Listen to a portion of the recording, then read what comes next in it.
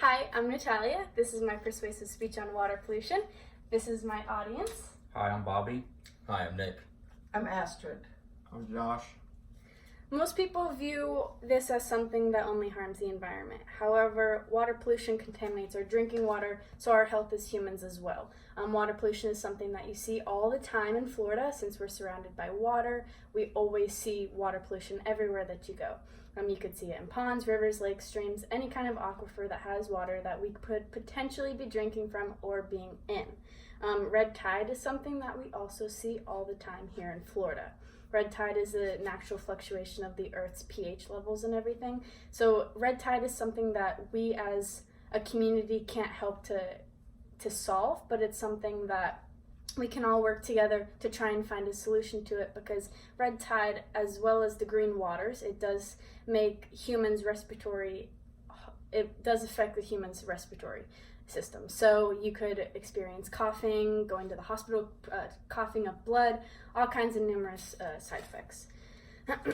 Water pollution has gotten very serious recently, due to being in Florida, due to all the rain, due to every weather pattern that Florida has in every season.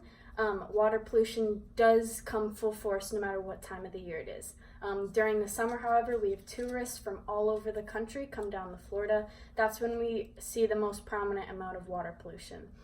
People from other states don't realize what they're doing to the environment when they come and throw something in an estuary in the ocean, thinking that they're making a little change, but it's actually resulting in a huge change altogether. We have a bunch of water boats and other organizations that go out into the environment, go out in canals, go to, like, for example, Apollo Beach. They'll go around with sticks and they'll go ahead and pick up all the bottles, all the trash, everything that they see in the water that isn't natural and that should not be in the water.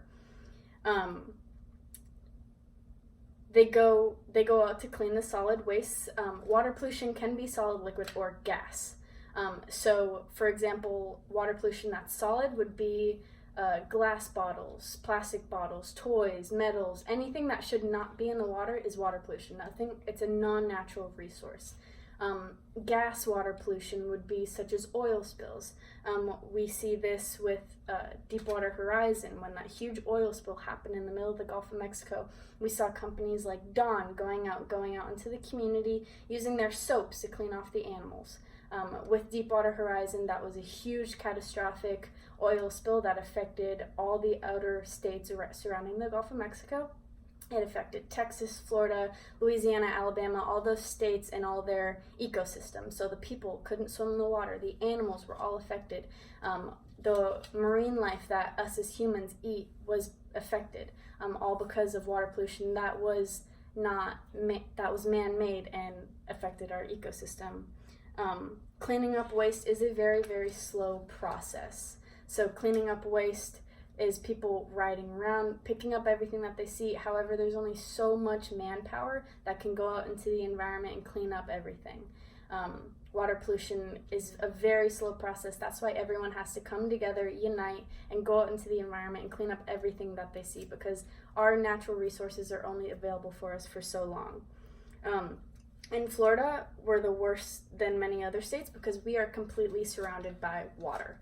So we see the most water pollution on our beaches because everything from all around comes onto our beaches. Everything that we throw goes out onto our beaches. We have a bunch of rivers that connect out onto the outer sides of Florida. So everything that we throw into the environment eventually leads back out into our oceans, affecting all the marine life. 18.5% of Florida's total area is covered in water.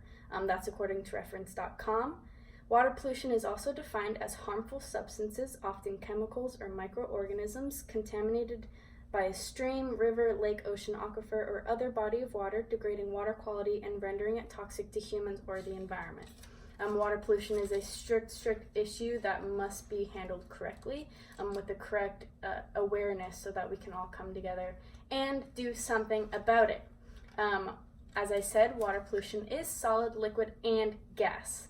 So we went over the gas part. Solids are, of course, the bags, the plastics, the metal, all that stuff that's non-natural to the environment. We went over Deepwater Horizon, which is a catastrophic oil spill. Cleaning it up can be very difficult. Most contaminants of water pollution are water soluble, so that means that they dissolve in the water, which makes it a lot harder to clean up. Deepwater Horizon, the oils. The oil and the water mixed together, there's a hard way, you can separate them, but it makes it 10 times harder to separate those rather than separate a water bottle that's in the water. Separating two liquids is very hard to filter out. Finding all the oil, finding everything that was contaminated into the water is nearly impossible. That's why everyone has to go out and use all their force, all their manpower, everything that they have to help come together and clean up everything that has been in the environment. Red tide, as I said, very difficult to clean up. We have been experiencing it for like the past 8 months. Red tide is very difficult to clean up because it mixes with our natural water. It mixes with everything that is on our beaches. It's something that can't be separated. We just have to wait it out.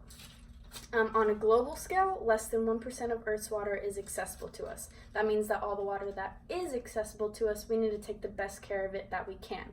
Obviously, we have to use water to live. We have to drink water. We have to use water for cooking. Everything that we do is surrounded by water. We use it in the toilets. Everything. That water that we have available to us, we need to make sure that it's being used correctly. We need to make sure that we are cleaning it, that we're making sure we're not throwing contaminants in it. It is a survival need for us to have as humans. Trash, unfortunately, when it's thrown wherever, may be captured by the wind. You might throw something out the window at Walmart and think, it's not that big of a deal, it's not water. However, the wind in Florida, in anywhere, can travel that piece of trash into any kind of body of water. No matter where you throw trash, it can land in any body of water, which can contaminate our water, resulting in a catastrophic water pollution. It must be taken seriously before it's too late, because water pollution will keep racking up until we can't do anything any longer.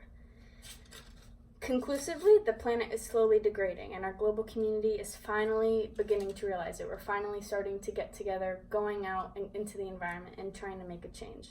We're committing a mass destruction of ecosystems by not coming together and making a change sooner. We should have all noticed it, done something right off the bat, rather than having it rack up, and finally go out and have a larger issue to try and help. However, even if it is larger, we still must attempt to clean up the mess that we've created. It was our fault. It wasn't there before we were here, resulting in the fact that we have to go out and clean up our own mess in order to sustain our ecosystems and what we have natural to us. Water pollution is and will result in the hazardous effects of our health as humans, as a community, as our marine life. Everything that we eat, everything that we drink, all results in the water quality and what water pollution has done to our society. So, thanks.